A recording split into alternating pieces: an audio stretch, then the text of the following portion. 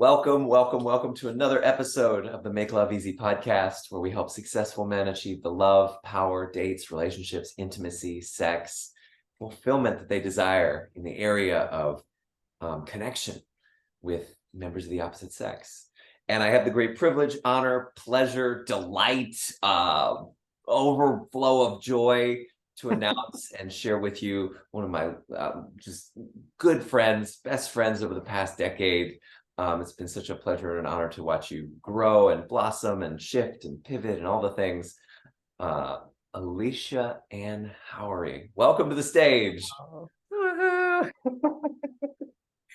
Lewis, I love it. And to see Artemis Prime's face right behind you, I was wondering if you were both going to be here. And there's two of you, actually.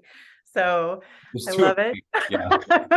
I'm seeing double of you, which is always a good thing.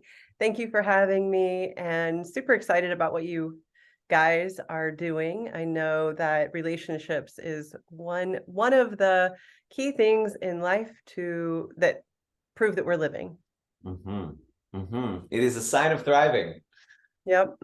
Yeah, it is. I was recently listening to something, truly one of the three pivotal foundational pieces for us is that connection, intimacy, relationship. I really believe it's intimacy, because relationships can be very shallow and really not give us the connection at all that we're seeking without that true connection of intimacy. Yeah, so that I will just share with our people.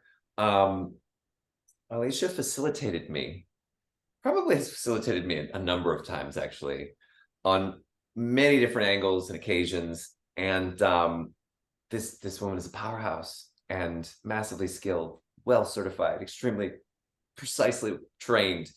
And the thing that I think a lot of men struggle with, and I'm just curious what your journey to expertise, and I know you work with all genders, sexes, so it's not that you're like a men's coach, but the work that we did was so impactful and shifted me into the space of my heart and my heart's choice and my alignment with that I was just like, oh my God, I need to bring you to the world, to this community.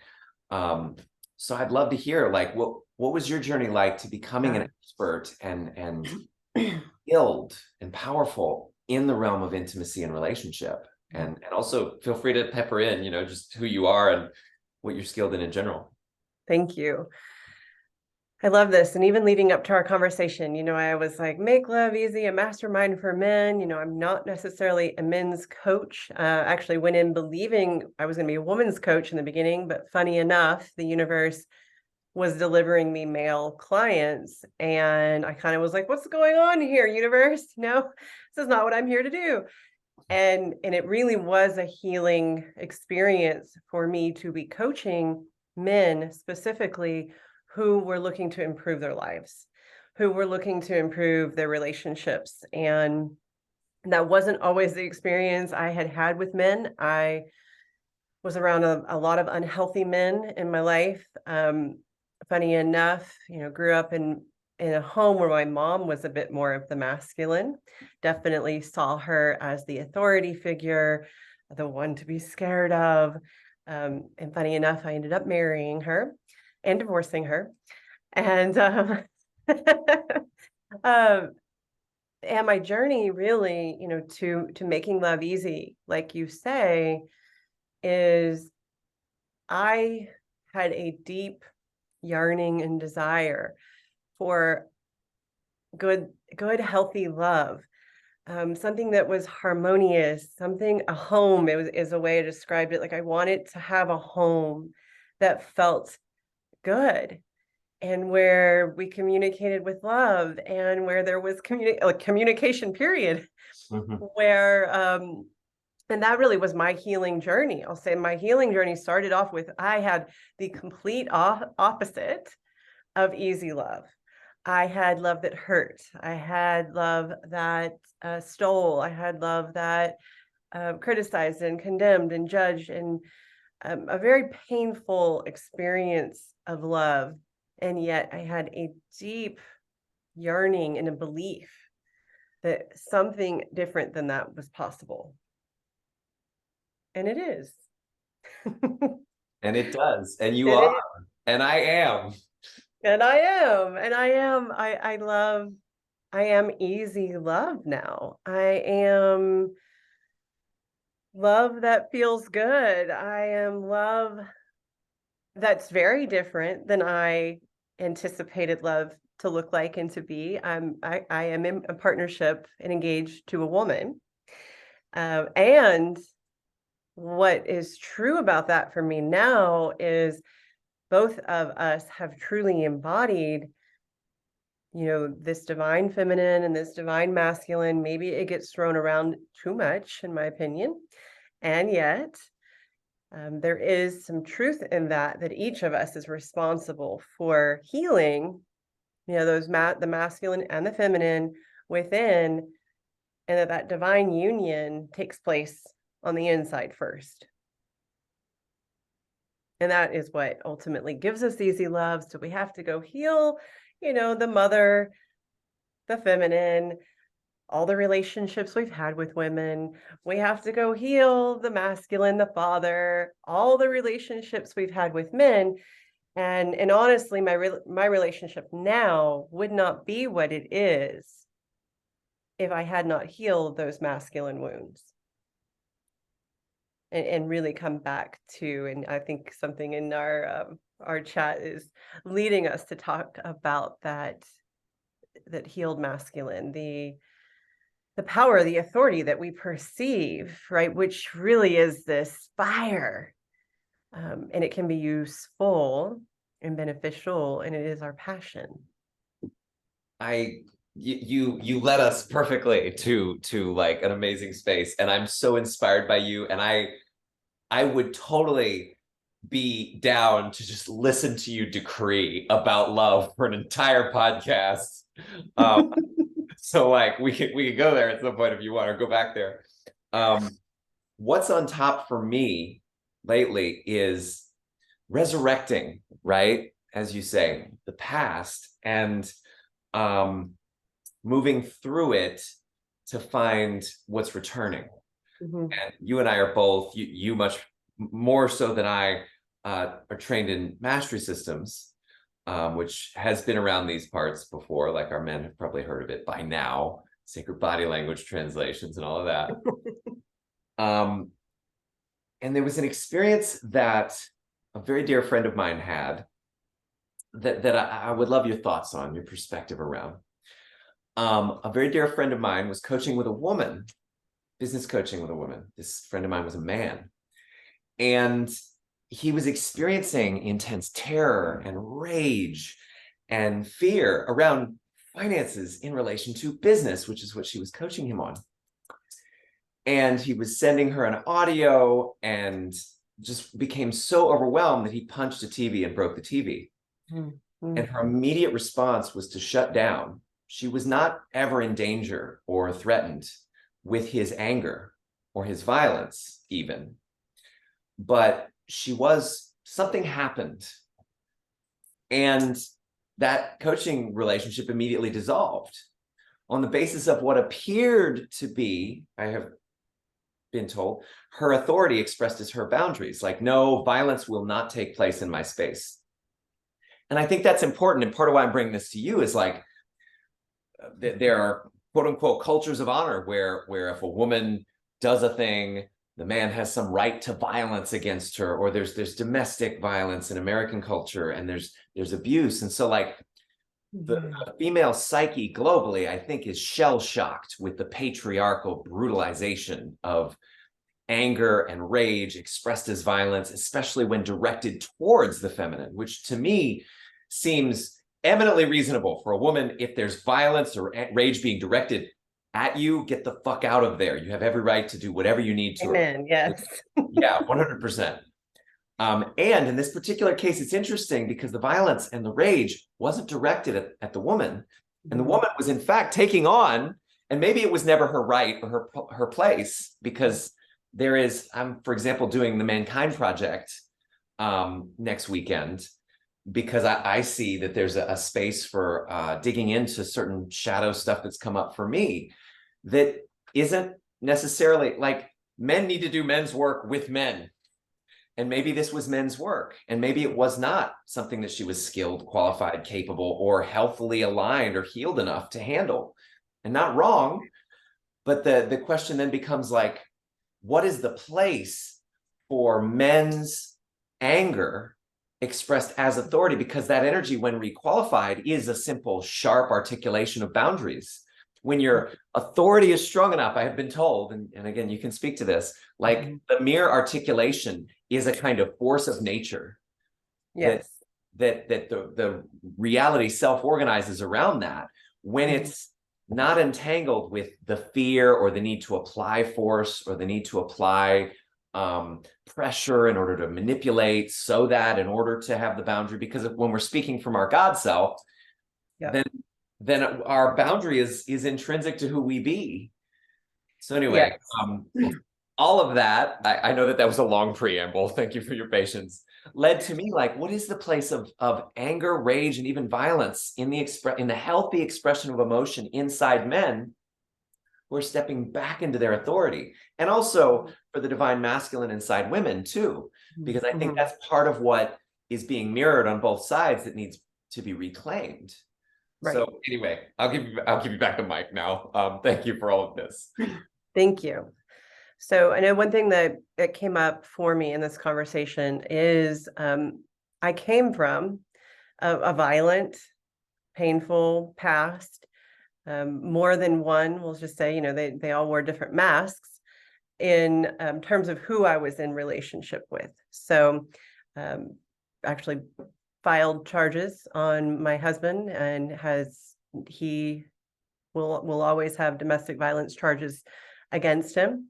Funny enough, at the time, I actually tried to withdraw the charges after, we got back into that unhealthy entanglement that lasted for 13 years. And lucky enough, the state did not let me take it back. And part of my own healing has had to come to, so I can see where this female coach maybe was coming from. Part of my healing journey had to come to, God, this violence is so present. Now, to me, violence is different from rage and anger. Just want to clarify that. Yeah. So this violence is so present in my universe. It's so familiar. It was so familiar in my lineage. Okay, so not just me. It's what turned my mom into what she became. It's what made my grandfather who he became. So the story of violence was so prevalent throughout that at one point I had to get real within my own authority, within my own boundaries, if you choose to call it that, and say only love enters my universe. God is the only presence and power acting here. And I decreed it, and I meant it. So it happened in a body electronic session. It wasn't just something I, was loosey-goosey kind of trying to enact in my universe. It was a breakthrough moment, very powerful, energetic breakthrough moment for those of you who know or who have done any type of body electronics. And that became my constitution. And I'm going to back it up for what you were talking about. Yes, it became my constitution, so much so that it disappeared from my world where it existed before. The people in my world that were still acting through violence, it went away, fell away, lost my number. Thank you, God, kind of stuff. And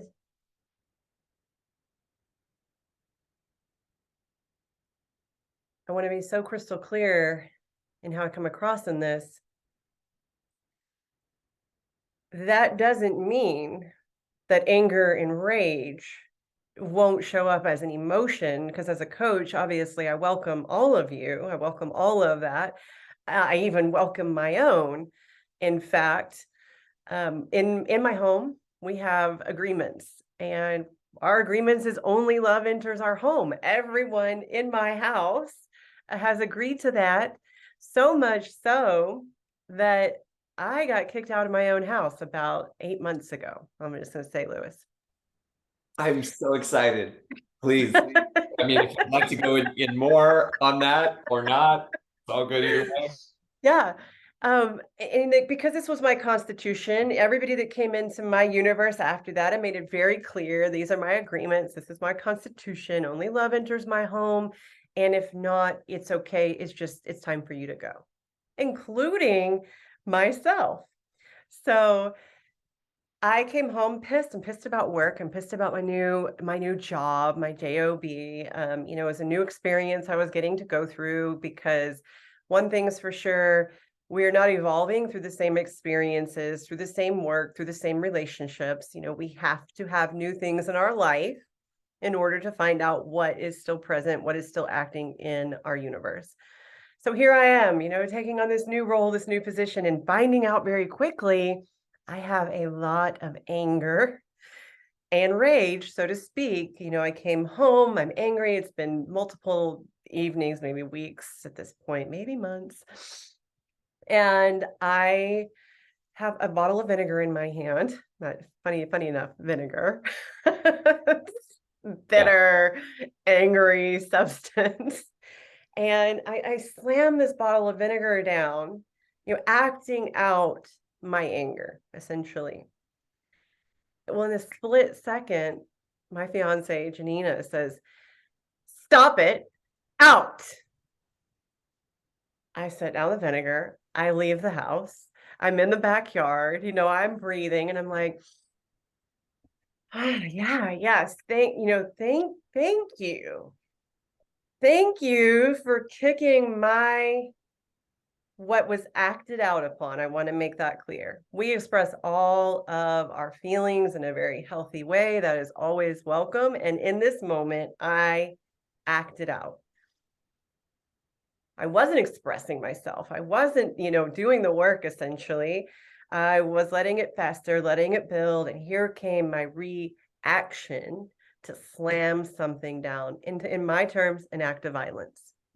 Whether you're punching a TV, whether you're road raging, whatever, this acting out of it is, in my perspective, I got to look at myself and that go, and if everything I'm putting out into the universe is going to come back to me, do I want that? Because it is. No, I don't want that. And I'm truly responsible for creating my own life, my own universe, my own manifestations, however we want to put it, my own love, my own healthy home. And in that instant, thank God, I'll say our agreements were so strong, so clear. And I really look at it that God in me, I was ordering my anger out of our home, because this is our sacred space. And I don't care if it's a house, I don't care if it's your body, your vehicle, your workspace, whatever, it's all your sacred space. And it's important to have relationships. It's important to have people in your life that will order that out, because they're so clear if it ever starts to creep back in or sneak back in, because we're all human. We're going to continue to go through this experience. And I don't know where that coach is coming from by any means, or where that gentleman that you were speaking about, where we're coming from. And the guy acted it out. We have to, I believe, as humans, as where we are headed, we have to become so clear in what we allow in and what we call love. I really want to say, love doesn't slam things, doesn't throw things. And anger is, like I said, anger is okay. That rage is okay. I just really needed to express it out through my mouth, right? Or even move my body in a way, because obviously moving your body, expressing things through sound, all tapping your body, whatever you need to do to move that energy is perfectly acceptable. Because what happens when I slam the bottle, or when he throws the TV, or when we speed up and cut people off on the road, or whatever it is that we're doing, it really is coming back on ourselves. And it is taking our own power away. I mean, that act weakened me. It weakened my son. I'll say that I'm being completely open and honest here. My son was in the room. He is 14 now. Maybe he was 13 at the time. And he even said, like, yeah, that's not my mom. And for him to have Janina at the time that said, this, I'm going to make sure, that we have a safe, secure home here, like we've all agreed to, is truly the greatest act of love. It was love for all of us, right? It was love for me. And so, could the coach done things a little different? Maybe, maybe not. Like you said, that she had her own healing to do. Maybe she was just in the space where she's getting so clear that no, this, and there's a way, because I love this realization.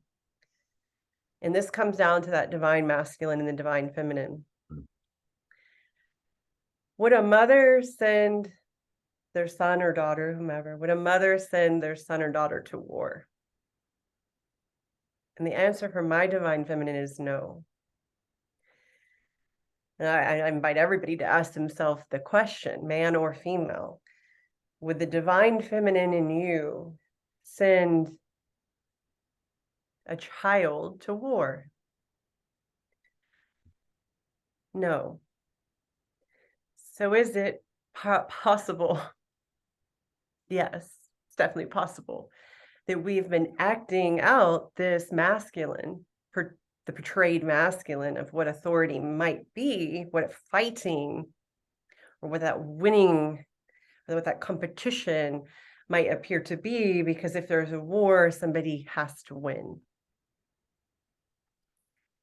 This is not, the masculine in this authority is not one that wins or loses. It is one where only love is present.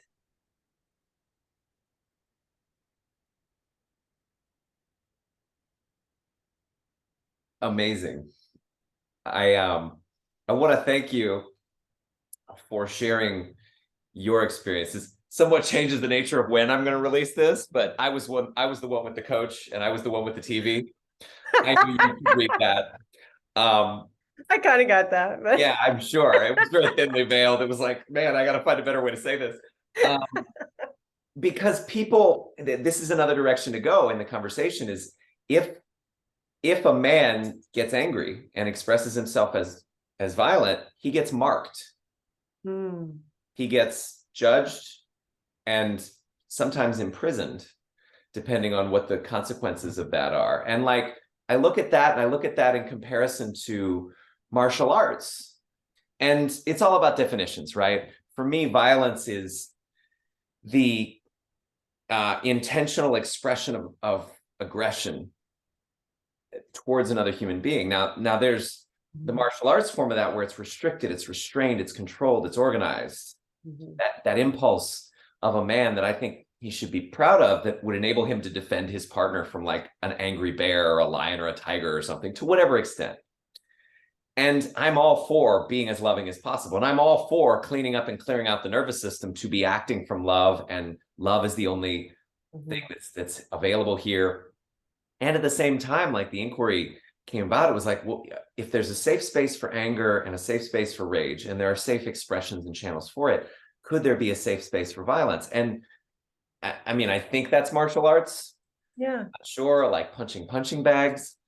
But at the same time also, like the way that we as a civilization, and again, it's really like perfect that you're here, because I'm curious what led, where is the boundary line, where was for you the boundary line such that this person is no longer a safe person, and everyone needs to know that this person is no longer safe? Like, because it is reasonable, it is healthy, it is rational to not tolerate forever from an aggressor. And you and I both are trained in codependence and co-empowerment and the agreement of like, I choose to see you brand new. And that's true. That's useful. That's great. But Yeah. to what point? Like if you're not Well, choosing to get with the program of being brand new, like at some point I get to point that okay. out and say, well, it's time to go. Right. So anyway, I know I've opened a lot of threads. What do you say here? Well, I love this because, yes, I'm well trained over the past 9 years, I'll say, but the 15, well, I mean, there's more years than that before that. I wasn't. And so I lived that codependent cycle of um, artificial forgiveness, let's call Mm. it that, and no authority, no power at all. I wouldn't say on any part because, my husband or other partners who were violent were not, they weren't in their power to me. I don't see them powerful. I see them powerless. I see them, we were both playing a powerless game. Mm. And I stayed in it for a long time. I like to say, 13 years just in my marriage alone. I would like to say that was the only violent, painful partnership, but it wasn't because I had love hooked up, that love was painful. Mm-hmm. And, so there is, and I got to learn what that, forgiveness, real forgiveness looks like, but it's not forgiveness for the other person either. It's forgiveness for myself. It's forgiveness that I let myself be the doormat. It's forgiveness that I let that financial abuse happen. It's forgiveness towards me, and then it's, what are you going to do about it, honey, to make sure it doesn't happen again? Because I was real good at the time of finding people who could come in and have power over me because I learned how to play that part really well. I'll say there was this really specific moment that I got clear, in fact, in mastery systems, where if we are letting the illusion of codependence, of violence, of defiance, of rebellion, it plays all these different parts. I don't think violence is just playing a lot of different characters, so to speak. It sounds like most of them are codependent. And Yeah. um, but if we let that in, even for a minute, and this is where I had to get so clear at that time of only love enters my universe, because if I was going to play with it at all for a minute, even a couple of seconds, even the way I was wired, it was going to get bigger. Mm. It was going to appear to have power over me again. And I knew enough to know that wasn't true, but I also was still very codependent in a lot of ways where, well, forgive them. They're just remembering, their perfection. They're Right. they, Oh, they victory. yeah. Oh God, God. Oh gosh. God. um, and I saw people kicked out often.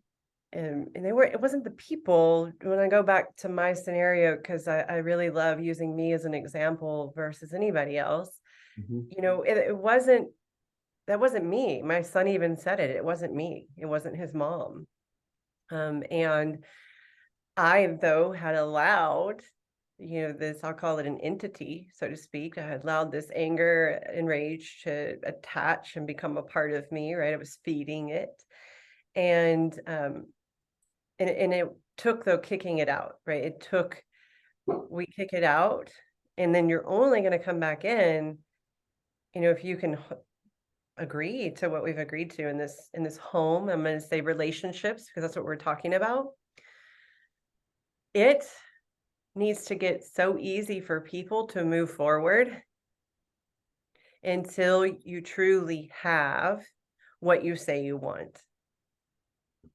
I'm going to back it up where I said, like, I knew I had this inner knowing that relationships could be peaceful and harmonious. And I wanted this image, this picture of this healthy communication and love and intimacy that I had never seen before, but yet it was in me.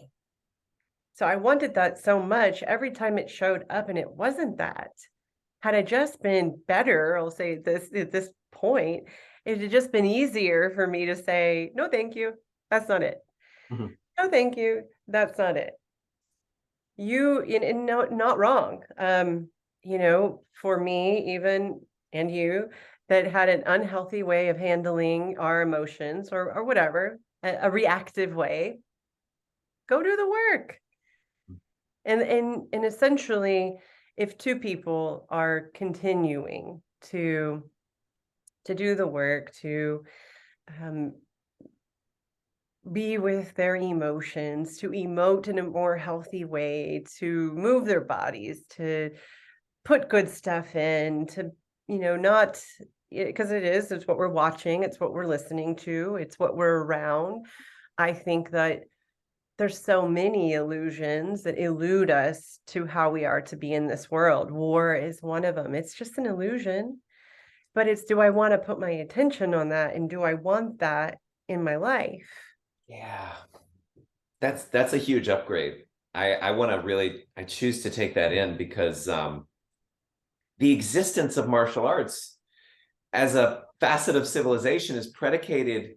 I mean, it has benefits beyond its original design, but its original design is predicated on we need to protect and defend ourselves against aggressors and the assumption that there will be aggressors. So that's blowing my mind, that realization a little bit, because civilization has said that love is not the only thing available for acting here, and we need to be prepared. We need to get a knife or be trained in self-defense. And anyway, go on. Sorry. And not all forms of martial arts. My son's a martial artist. Oh. And yes, I truly believe he's like a martial artist in a past life. He wants to own a dojo, and like that's his vision for his life. I'm a yogi of 22 years now. Now, all forms of martial arts are an against force. A lot of it is utilizing, and this is such a perfect segue, utilizing that energy that is moving through you, coming towards you in your universe, however you want to imagine it, anger and rage. How do we use that energy? Because it is a very useful energy, as we know. It wasn't useful for me to slam down the vinegar and create a drama, I like to call it, which I can be very good at. I'd always wanted to be an actress. This is why we have the video recording, y'all. We can use that energy and make it useful. It is very active, it is very fire. It is the building blocks, essentially. I don't know about you, but I have changed my life in a lot of ways and a lot of times when I was the most angry. When I even learned to alchemize or utilize that energy for my good, so to speak, it has become even more useful. I mean, it is the divine will. It is our power. It is love, and it is wisdom. And I'll say why we're still existing in this 3D reality, because we are, and we see both. I am going to use it. Funny enough, I'll tell you a story about my son here in a second. I am going to use it to create peace and harmony and health in my home. And this is leading me into this. My son was telling me a story, and I became a little mama bear, probably misusing my anger a little bit. And I said, I would essentially through this act of violence. I'm just going to say, Lewis, I said, yeah, I would hurt them essentially if they hurt you. And my son, I'm telling you, wise one, martial artist, yogi, whatever, that came into this incarnation here. He says, Mom, you sound ridiculous, and that's not something that you would ever say. I would hope you wouldn't use violence or hurt someone just because I got hurt. Essentially, I hope you wouldn't go do the same thing that was done to me. I hope you would go do unto them as you would choose to have done to me. And I'm like, oh, wow, look at this little wisdom, that I am responsible for creating.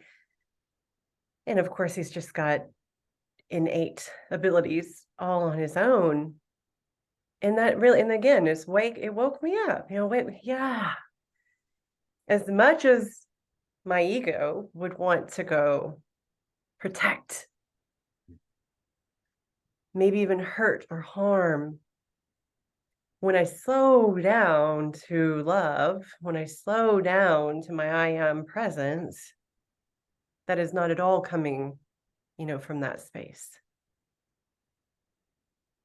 Could I use it and become useful and perhaps turn it into a passion project that created security for children everywhere? Yes, I believe we're meant to do those things. I believe that, wherever your anger, wherever your rage is coming from, it is a signal for you to change and for you to enact or for you to ignite change in the world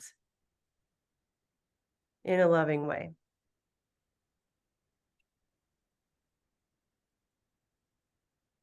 I had no idea this one thing would take on such richness and depth. I so appreciate you. We're close to time, and I would love for you to share, like, where can people find you? What are you up to in the world? And would you like to come back? Because you're invited back in the future. Yes, I would always love to come back. I'm up to Alicia Ann Howery on Facebook. I'm up to, really, we started the conversation, Lewis, talking about me kind of coming back to my roots, coming back to my basics. I've been doing a few things in the world, but espwellbeing.org is really my original coaching business, focusing on that emotional, I'm going to call it fitness. I've used the word emotional intelligence for so long, and it's emotional fitness. We're all working on it. We're all getting a little stronger and a little weaker because that's how fitness works, right? You're going to go through stages. So that emotional well-being, spiritual well-being, which plays a part in all of this, because if we're operating from the ego, we're probably going to be a little bit off course. And then that physical well-being, because my background is in personal training, yoga, the physical body. That and Sacred Stays is my community. I say it's a place where really it's turning into a place for people to be heard, a place for people to express themselves.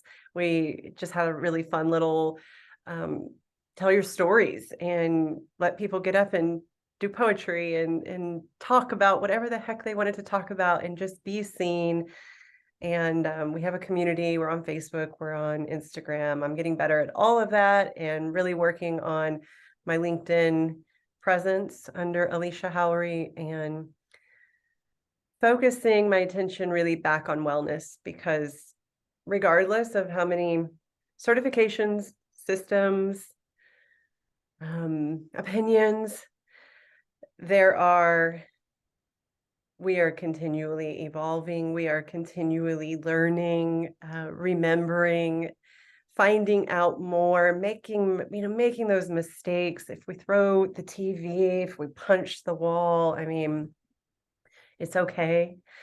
And yeah, so that is what I'm back to, doing and building upon and just finding out where it goes.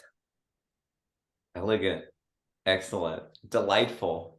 I can't wait to see the new in the next chapter. Thank you for being here. And for our men who've been listening, just a quick bridge.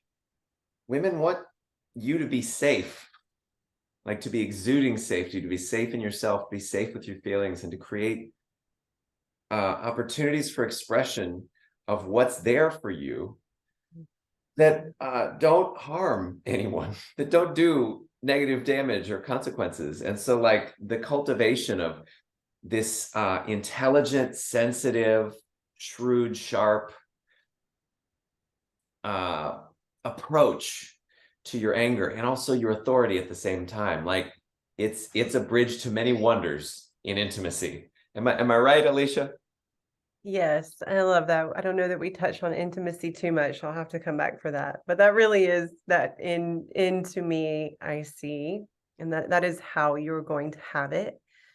That is how you're going to connect. And it is to really love and be with those parts of anger and rage because they really exist in all of us, no matter how timid or how much you've been, glazed over or hiding it. And it is okay, right? It is okay to love that part of you. And so it's first about seeing it and acknowledging it and accepting and loving you right where you are.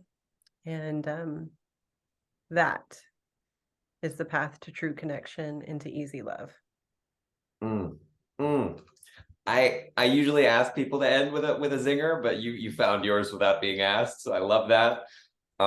Thank you again for being here. Thank you all for listening. Please like, share, subscribe, follow, join our Facebook community. It's hopping. And we love you. Go make love easy. Yes.